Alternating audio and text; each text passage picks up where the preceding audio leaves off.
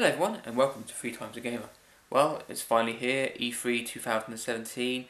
We had the first information showed yesterday. It's pre-E3 with EA doing its conference. So really we're just going to have a little recap of what information has been shown. But before we do that, I think it's also worth reminding ourselves that E3 should be a time to remember the good things about games and why we play them. They're an escape from reality and they're fun. You know, they're for us to enjoy, have a good time with all the elections going on and terrorist activity and all the other bad things in the world. Let's remember that games are there to have some fun with, and let's not get drawn into all the console wars. End of the day, whatever we decide to play on, it's all just fun at the end of the day. But anyway, that's out of the way, on with the news. Square Enix decided to release a new trailer for Kingdome Hearts. Didn't expect to see that today, and I can say it's still looking very good. You know, it's looking beautiful. The trailer mostly just showed off combat and some of the environment, but yeah, graphically it's looking really, really nice. We also saw for the first time in Kingdome Hearts 3 footage, Pete, Maleficent and Hades from the Disney films. So it's good to see them in there and see some interaction between them all. But I think more importantly than the trailer itself, we've actually got a date of another trailer coming out, and that's during Disney's own conference D23 on July the 17th. So I'm definitely looking forward to that. Apparently it's going to show a new world and a new trailer, so yeah, definitely looking forward to seeing some extra footage next month.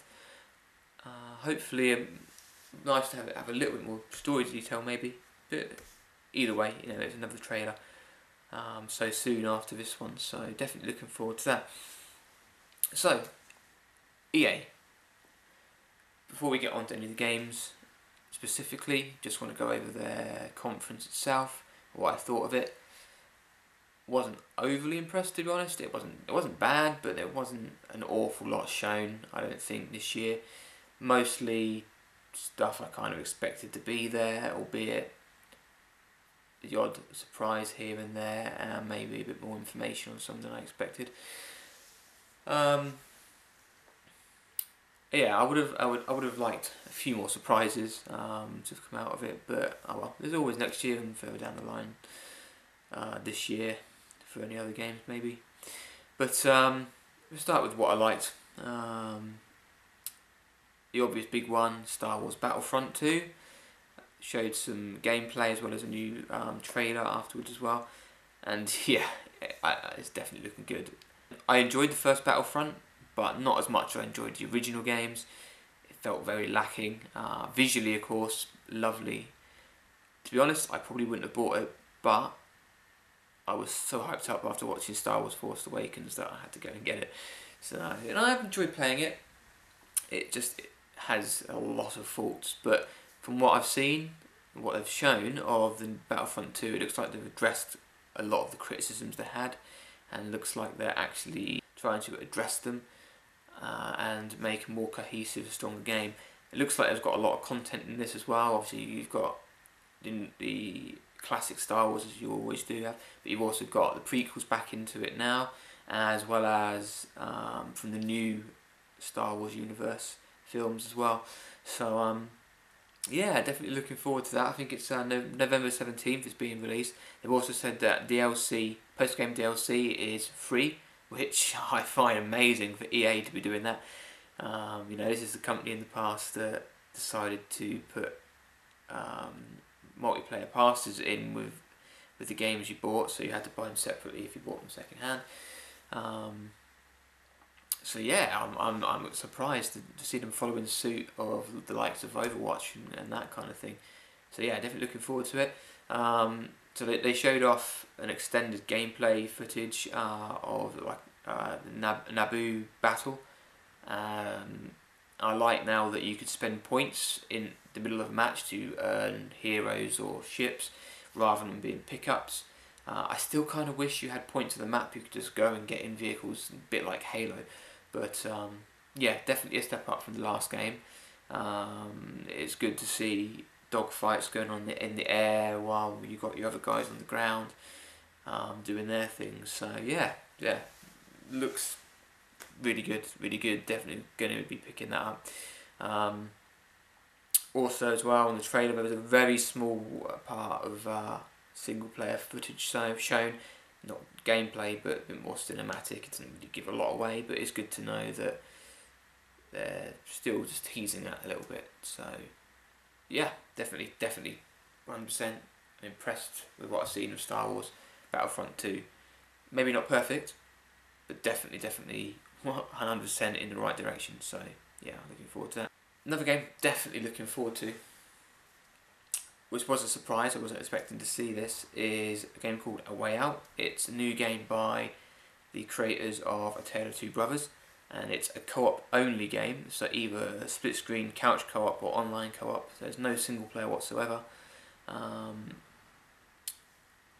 essentially it's following two characters called Vincent and Leo, and you start in prison and you have to break out. They're working together, both working individually, independent of each other, but also combining your talents to make your way out of the prison.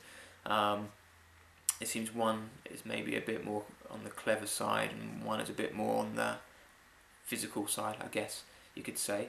But yeah, it's got some nice touches. It looks really nice and cinematic, and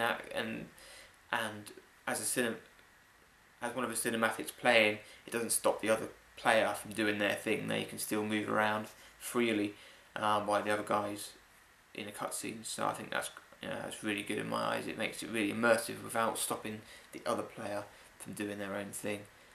Really looking forward to that. I'll probably be buying that on day one. I think it looks like a really unique idea. Another game that really surprised me actually is the new Madden game, being called Madden 18 Longshot, I believe. Now, I'm not one for sport games. I've never really got into many.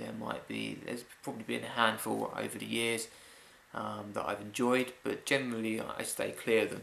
And certainly in terms of things like football, I've never really been into it.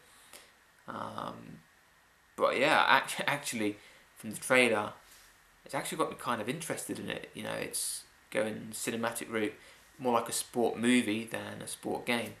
And I think whether I buy it on launch, I'm not so sure. But maybe further down the line, once it's had a bit of a price reduction, I may well pick it up, give it a go, because it certainly made me interested.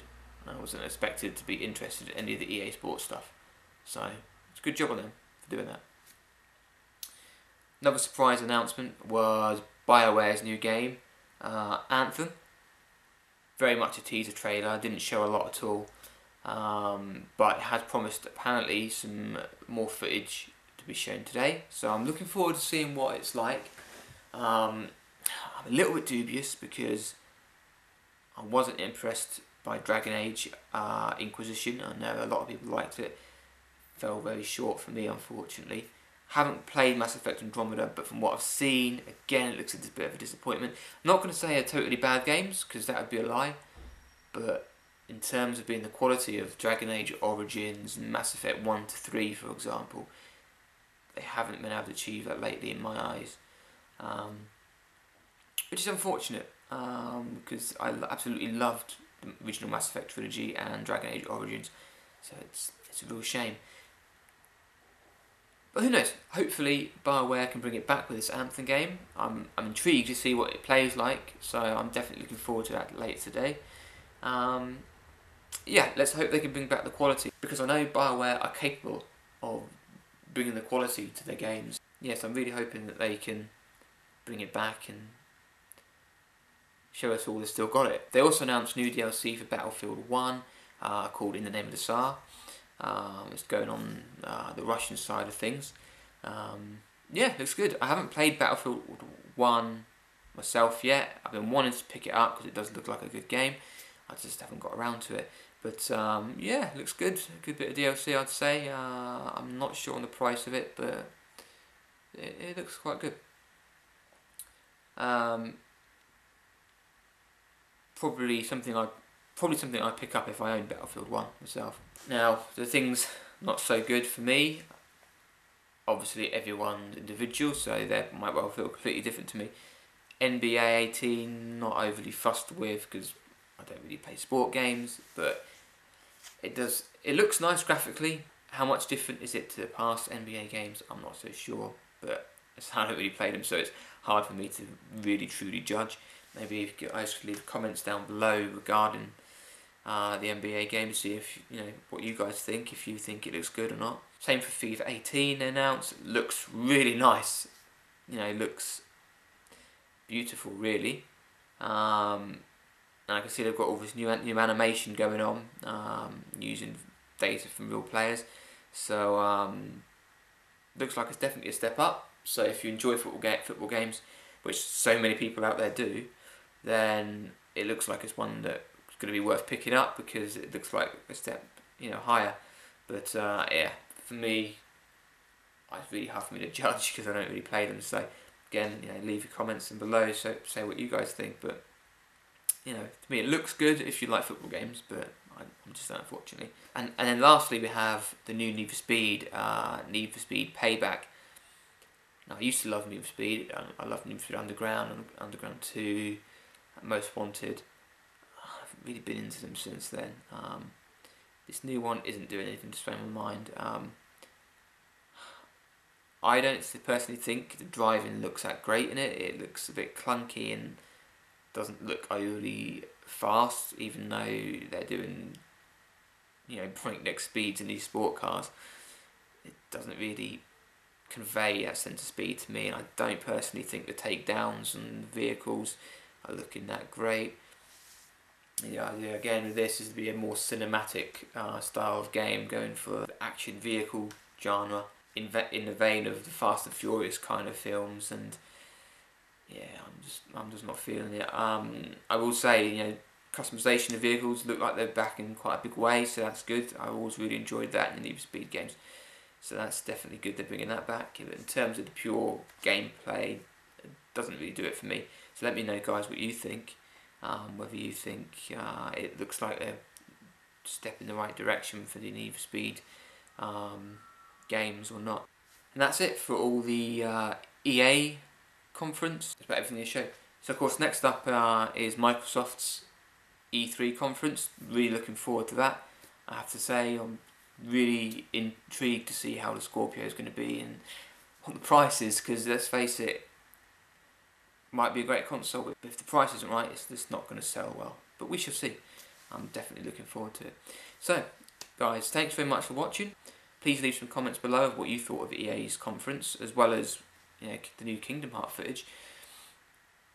And also to just add, Kingdome Hearts for me, I'm really, really looking forward to. I'm a big Disney fan and a Square Enix fan of old. Well, maybe not of old, but of Final Fantasy VII era. So really looking forward to that. I'll be interested to know your guys' thoughts on that, as well as all the EA stuff. So yeah, so I'll be back soon with another E3 video. Thanks for watching. Subscribe if you'd like to see more videos. But I will see you again very shortly. Bye.